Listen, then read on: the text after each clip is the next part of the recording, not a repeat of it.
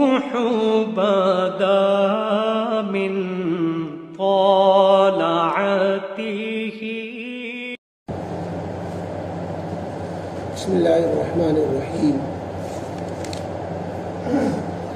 تیسرے پارے میں 10واں رکوع اور سورہ آل عمران کا دوسرا رکوع چل رہا ہے. سورہ آل عمران کی 13 آیات ہوئی ہے. آیت نمبر 13 کے بعد ہے زُيِّنَ لِلنَّاسِ حُبُّ الشَّهَوَاتِ مِنَ النِّسَاءِ وَالْبَنِينَ وَالْقَنَاطِيرِ الْمُقَنطَرَةِ. أعوذ بالله من الشيطان الرجيم. بسم الله الرحمن الرحيم. زُيِّنَ لِلنَّاسِ حُبُّ الشَّهَوَاتِ مِنَ النِّسَاءِ وَالْبَنِينَ وَالْقَنَاطِيرِ الْمُقَنطَرَةِ مِنَ الذَّهَبِ والفضة والخيل المسومة والأنعام والحرث ذلك متاع الحياة الدنيا والله عنده حسن المآب. صدق الله العظيم.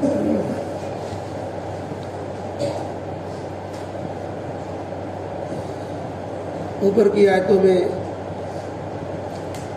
کافروں کا ذکر تھا کہ قیامت میں کافروں کی مال دولت ان کے کچھ کام نہ آئے گی، بلکہ جب اللہ کی پکڑ دنیا میں آتی ہے تو بھی یہ چیزیں کچھ کام نہیں آتی ہیں. فرعون کا حال اوپر بیان کیا گیا کہ اپنے لاؤ لشکر مال و دولت حکومت سلطنت سمیت غرقاب ہو گیا، ڈبو اور ہلاک کیا گیا. اسی طریقے سے غزوہ بدر کے اندر بڑے بڑے کفار مشرکین جو مسلمانوں کے مقابلے میں آئے تھے، اللہ تعالیٰ نے مسلمانوں کو فتح عطا فرمائی اور ان کو عبرت ناک شکست کا سامنا کرنا پڑا اور کتنے ان کے آدمی 70 آدمی ہلاک کیے گئے. عام طور پر جو لوگ دنیا میں گمراہ ہوتے ہیں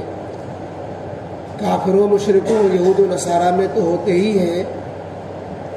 مسلمانوں میں بھی جو اسلام کو نہیں سمجھتے یا اللہ سے تعلق نہیں رکھتے تو وہ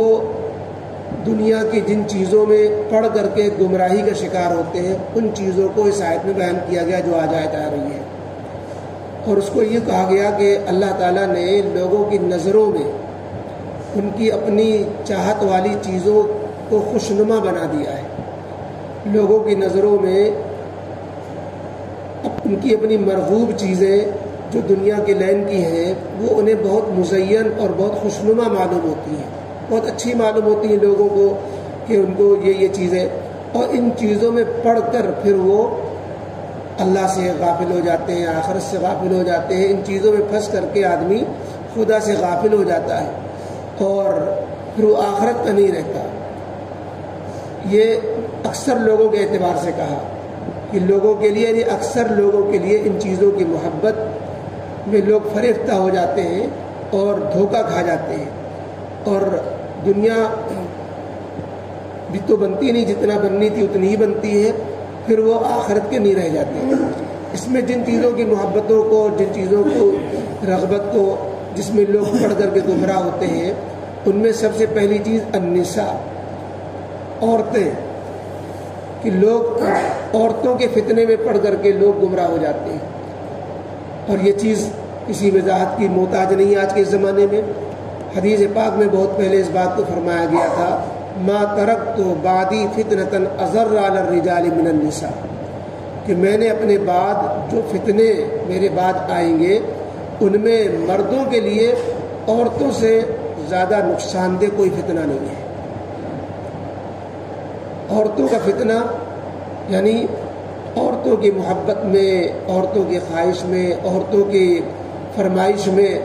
لوگ جو ہے گمراہ ہو جائیں گے. عورتوں کے چکر میں جال میں پھنس کر کے لوگ گمراہ ہوں گے. تو مردوں کے لیے جو فتنہ کا سبب بن رہا ہے وہ عورتیں بن رہی ہیں. اگر عورتوں سے تعلق پاک دامنی کی نیت سے رکھا جائے،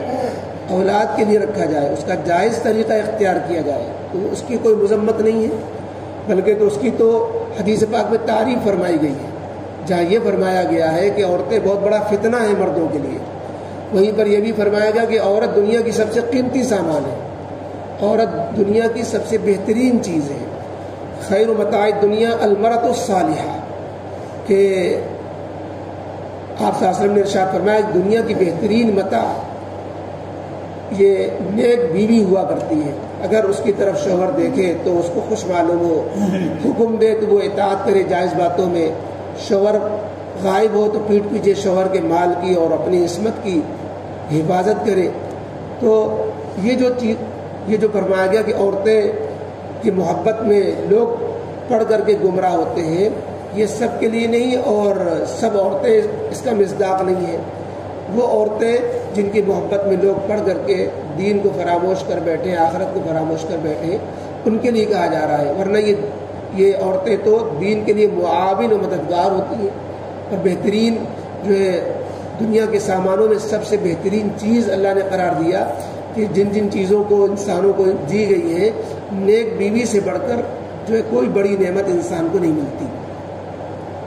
اسی طریقے سے آگے جو بھی نعمتیں آ رہی ہیں اللہ تعالیٰ کی طرف سے، جو بھی خواہش کی چیزیں دنیا کے سامان آ رہے ہیں، سب کا یہی حال ہے کہ وہ محمود بھی ہیں، مذموم بھی ہیں، قابل تعریف بھی ہیں، قابل مذمت بھی ہیں۔ ان سے ایسا تعلق، ان سے ایسا معاملہ، ان کے ساتھ ایسی جو ہے مشغولیت جو انسان کو آخرت سے غافل کر دے اور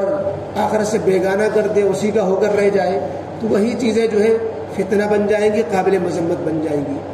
اور وہی چیزیں اگر انسان ان کو جو ہے ہوش مندی کے ساتھ استعمال کرے، شریعت کے دائرے میں حدود میں رہتے ہوئے ان سے تعلق رکھے، تو یہی چیزیں آخرت میں مددگار بن جاتی ہیں۔ آگے دوسری چیز آئی والبنین، یعنی اولاد۔ انسان کو جن چیزوں سے محبت اور لگاؤ ہوتا ہے، ان میں ایک عورتیں جو انسان کو بہت خوشنما معلوم ہوتی ہیں، اور اللہ تعالیٰ کی طرف سے ان چیزوں کی محبت دل میں ڈال بھی دی گئی ہے، جس میں عورتیں نمبر 1 پہ، نمبر 2 پہ اولاد کی محبت کسی نہیں ہوتی کہ اولاد کی محبت میں انسان جو ہے دیوانہ ہو جاتا ہے۔ دوسروں کے جو ہے اولادیں کتنی خوبصورت ہو لیکن اپنی اولاد کتنی بھی بدصورت ہو، لیکن اپنی ہی اولاد اچھی لگتی ہے۔ یہ انسان کی فطرت میں اللہ نے اولاد کی محبت ڈالی ہے۔ اولاد کی محبت اس لیے بھی ہوتی ہے کہ اسے یہ امید ہوتی ہے کہ آگے ہمارا اس سے نام روشن ہوگا، ہماری اس کے ذریعے سے نسل چلے گی، یہ ہمارے لیے بڑھاپے کی لاٹھی ثابت ہوگا، یہ آگے چل کر ہماری آمدنی کا ذریعہ بنے گا، دایاں بازو بنے گا۔ تو اولادوں کی محبت انسان کے جو ہے اس میں بہت سے اس کے مفادات اس سے جڑے ہوئے ہوتے ہیں، اولاد سے، اور مقصد جڑے ہوئے ہوتے ہیں، اس لیے بھی انسان اولاد سے محبت کرتا ہے۔ تیسری چیز اللہ تعالیٰ نے جو یہاں پر ذکر فرمائی، لیکن انہی اولاد کی محبت میں انسان جو ہے کتنے غلط کام بھی کر جاتا ہے۔ اولاد کی حمایت میں اور اولاد کی جائز چیزوں میں، سب چیزوں میں جو ہے اب اولاد کی خواہش کو سامنے رکھتا ہے، اور آخرت کتنے لوگوں سے جھگڑے بول لیتا ہے، کتنے لوگوں سے دشمنیاں لیتا ہے، اور نہ معلوم کیا کیا حرکتیں کرتا ہے۔ تیسری چیز جس کی محبت کا یہاں پر ذکر کیا گیا کہ انسان کے دل میں جمع دی گئی ہے، وہ سونے چاندی کے جمع کیے ہوئے ڈھیر، سونے چاندی کے جمع کیے ہوئے ڈھیر، کہ ہر ایک کے دل میں یہ ہے کہ کچھ اپنے پاس ذخیرہ ہونا چاہیے، کچھ سونا ہونا چاہیے، کچھ چاندی ہونا چاہیے، کچھ مال ہونا چاہیے۔ سونے چاندی سے مراد ہے دنیا کے مال و متاع، سامان۔ تو یہ مال و اسباب کی محبت کہ زیادہ سے زیادہ ہمارے پاس سامان جمع ہو جائے، کیش جمع ہو جائے، سونے چاندی کچھ زیور جمع ہو جائے، تو اس کی محبت مردوں میں، عورتوں میں جو ہے کچھ زیورات کی محبت زیادہ ہوتی ہے۔ مردوں میں تو اس لیے ہوتی ہے کہ اس کا مالک بننا چاہتا ہے تاکہ آگے کچھ کام نکالے اس سے، عورتیں اس کے ذریعے سے مالک بننے کے علاوہ اس کی زیب و زینت کے لیے بھی ان چیزوں کو رکھتی ہیں، سونے چاندی وغیرہ چیزوں کو۔ تو ان چیزوں کی محبت انسانوں کے دل میں ڈال دی گئی ہے۔ اب اگر محبت اعتدال میں ہوگی اور ان چیزوں کی محبت جو ہے شریعت کے دائرے میں رہے گی، تو انسان ان سونے چاندی کی زکوٰۃ بھی نکالے گا، دوسرے کو حقوق بھی ادا کرے گا، اور ان کو جو ہے دل میں نہیں بسائے گا۔ ان سے کام تو نکالے گا لیکن دل میں ان کو جگہ نہیں دے گا، دل میں نہیں جمائے گا۔ یہی فرق ہوتا ہے ایک مومن میں اور غیر مومن میں، کہ مومن جو ہوا کرتا ہے ان سب چیزوں سے تعلق رکھتا ہے، عورتوں سے بھی تعلق ہے، اور اولاد سے بھی تعلق ہے، سونے چاندی سے بھی تعلق ہے، لیکن یہ سب تعلق، ان سب چیزوں کی محبت تابع ہوتی ہے اللہ کی محبت کے، اور پابند ہوتی ہے شریعت کے، اور وہ آخرت کا ان چیزوں کے محبت میں پڑھ کر وہ آخرت کا نقصان نہیں کیا کرتا، بلکہ ان چیزوں کو تو آخرت کے لیے استعمال کیا کرتا ہے کہ یہ چیزیں آخرت میں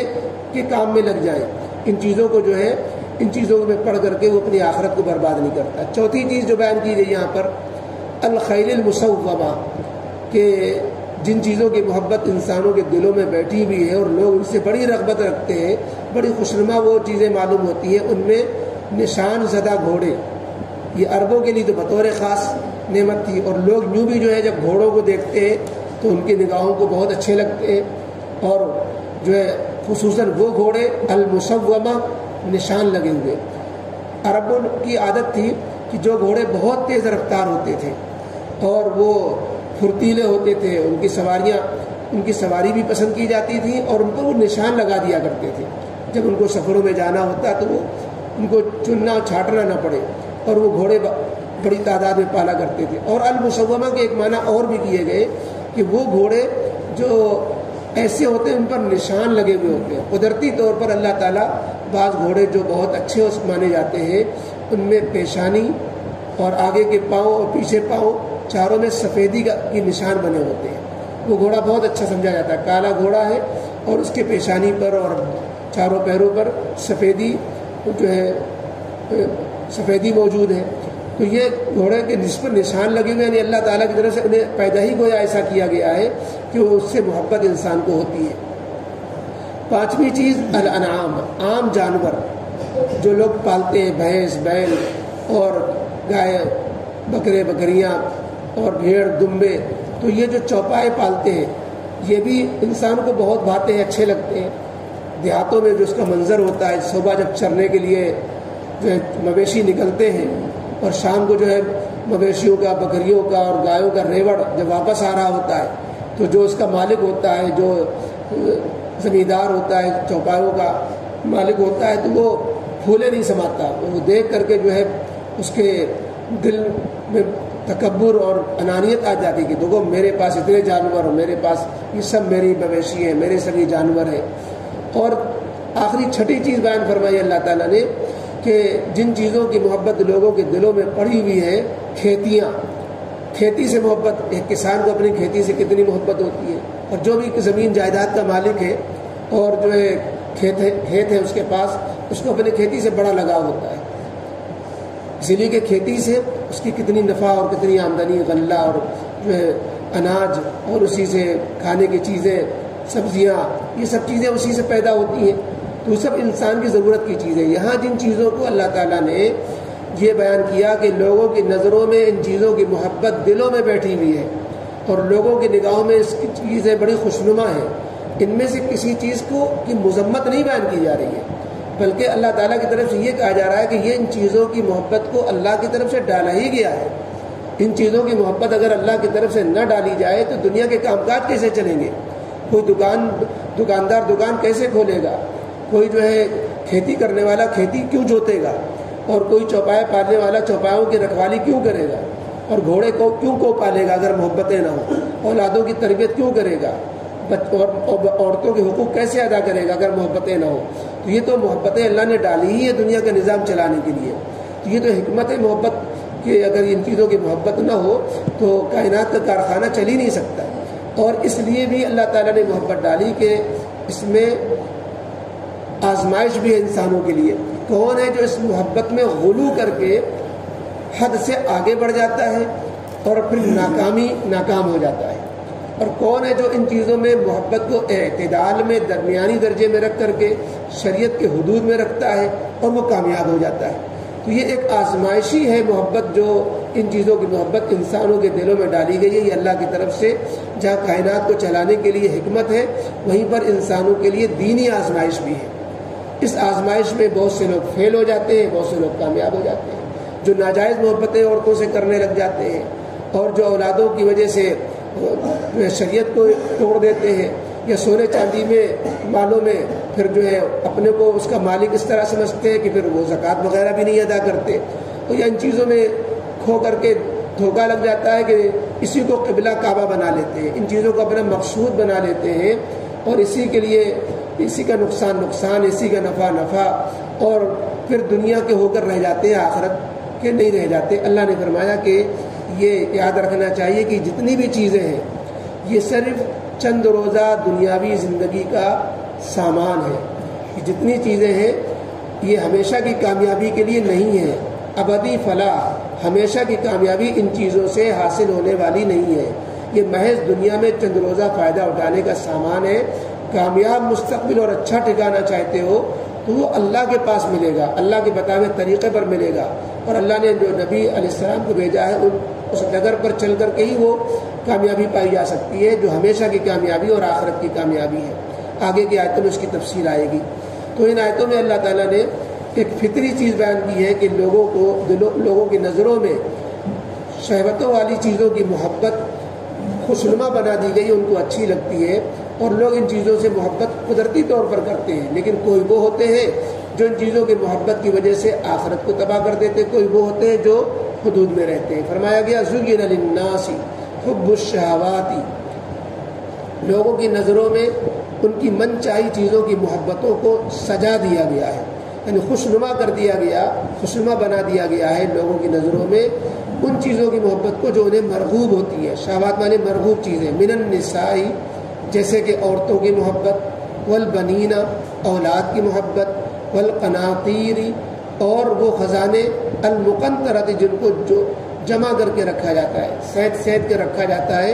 من الذهب سونا ہو، والفضۃ چاندی ہو، والخیل المسومۃ